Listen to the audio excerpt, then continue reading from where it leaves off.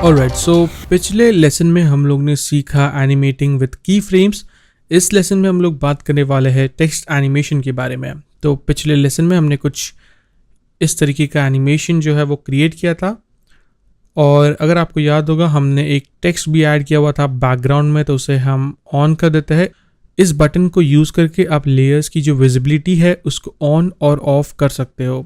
तो ये है हमारा एनिमेशन, बहुत ही अच्छा दिख रहा है।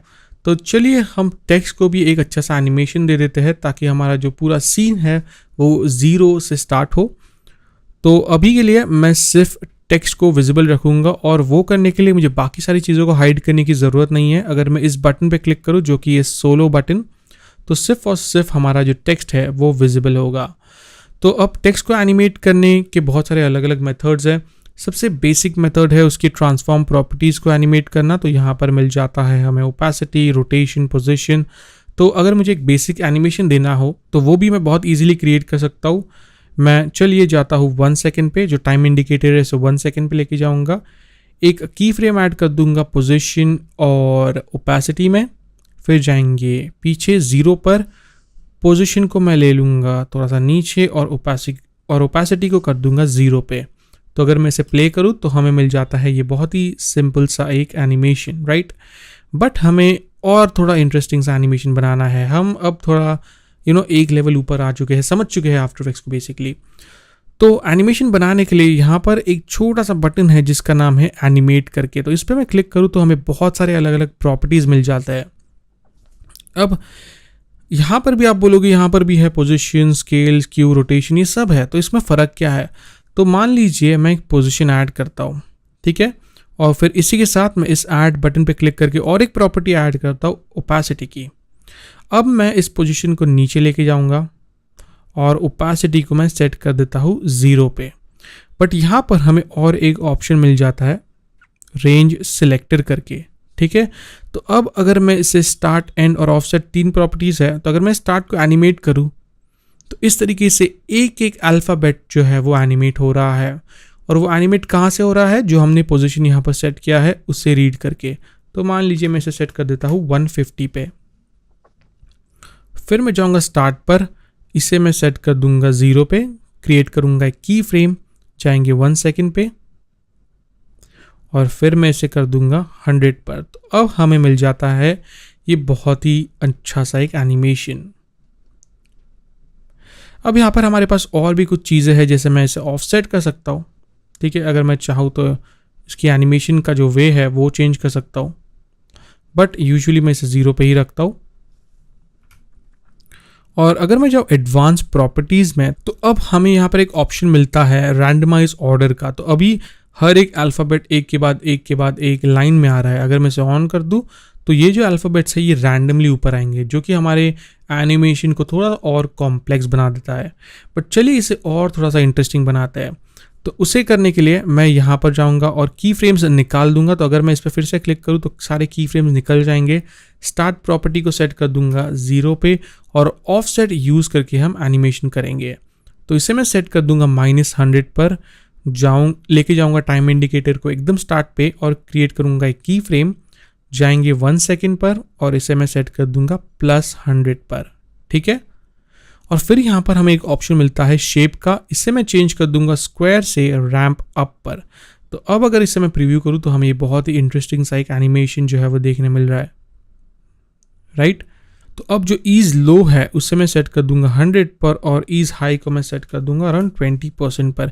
ये उसी तरीके से काम करते हैं जैसे हमने लास्ट वाले लेसन में देखा था, हम किस तरीके से ग्राफ एडिटर की जो वेव्स है उसको एडजस्ट कर रहे हैं। तो यहाँ पर टेक्स्ट लेयर्स में हमें कुछ सिमिलर कंट्रोल्स मिल जाते हैं उसी तरीके से। तो अगर अब इसे मैं प्रीव्यू करूँ तो ये स्टार्ट फास्ट हो रहा है क्योंकि जो ईज लो है वो है 100 पे सेट, और जब ये जैसे यहाँ पर आ रहा है वो 20% पे स्लो हो जा रहा है।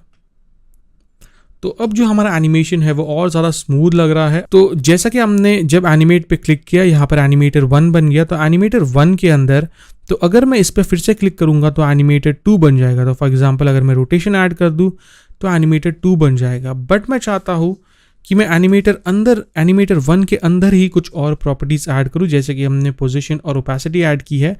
मैं यहाँ पे जाके ऐड करूँगा एक ट्रैकिंग की प्रॉपर्टी। अब ट्रैकिंग क्या होता है, जो कर्निंग होती है ना टेक्स्ट के बीच में, वो होता है ट्रैकिंग।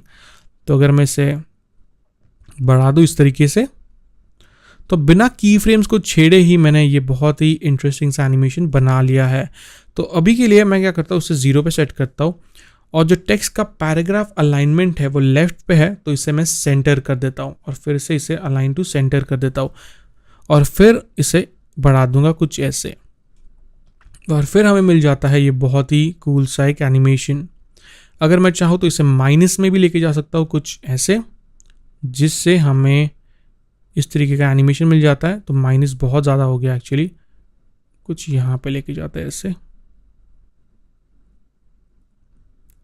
तो ये बहुत ही कूल सा हमें जो है एक एनिमेशन देखने मिल जाता है।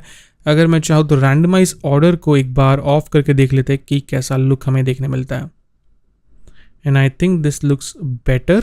अब इस तरीके के एनिमेशन का बेनिफिट क्या है पता है, अगर मैंने ट्रांसफॉर्म प्रॉपर्टीज़ पे कोई एनिमेशन किया होता ना, और फिर अगर मैं इस टेक्स्ट को मूव कर लेता तो वो एनिमेशन ख़राब हो जाता।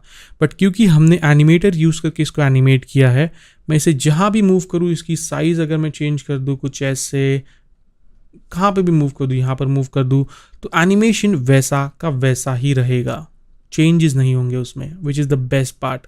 जबकि अगर मान लीजिए मैं फॉर एग्ज़ाम्पल इसे यहाँ पर अलाइन कर देता हूँ और एक पोजीशन एनिमेट करता हूँ, ठीक है, यहाँ पर जाकर एक पोजीशन एनिमेशन कर देता है कि यहाँ से यहाँ पर मूव हो जाएगा। तो ये है मेरा एनिमेशन। बट अगर मैं मान लीजिए यहाँ पर जाकर फिर डिसाइड करता हूँ कि अरे नहीं, मुझे टेक्स्ट को यहाँ नहीं यहाँ रखना है, तो मेरा एनिमेशन जो है वो पूरा ख़राब हो जाएगा, क्योंकि इन दोनों के बीच में आफ्टर इफेक्ट्स अपने आप ही की फ्रेम्स बना लेगा, क्योंकि मैंने स्टार्ट पॉइंट दिया हुआ है, एंड पॉइंट दिया हुआ है, और बीच में अगर मैं कहीं पे भी टेक्स्ट को मूव करता हूँ तो अपने आप जो है वो की फ्रेम्स क्रिएट हो जाते हैं।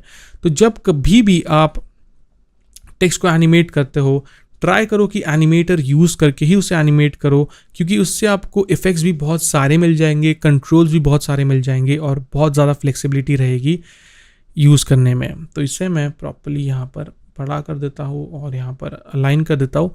तो अब बाकी चीज़ों को यहाँ पर देखते कि कैसा दिख रहा है।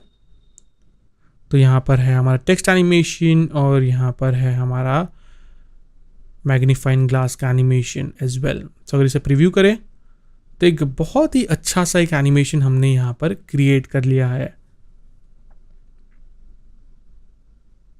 ओके, सो आई होप इस छोटे से एग्जाम्पल के थ्रू क्लियर हो गया होगा कि कैसे हम आफ्टर इफेक्ट्स को इजीली यूज कर सकते हैं कुछ बहुत ही इंटरेस्टिंग एनिमेशंस बनाने। तो अब अगले लेसन में हम लोग कैमरा टूल या कैमरा को थोड़ा और इन डेप्थ में सीखेंगे कि कैसे आफ्टर इफेक्ट्स में कैमरा को यूज किया जा सकता है बहुत ही ऑसम एनिमेशंस बनाने, जो बहुत ही रियलिस्टिक भी लगेंगे। तो बहुत ज़्यादा मज़ा आने वाला है। तो मैं आप लोगों से मिलता हूँ अगले लेसन में।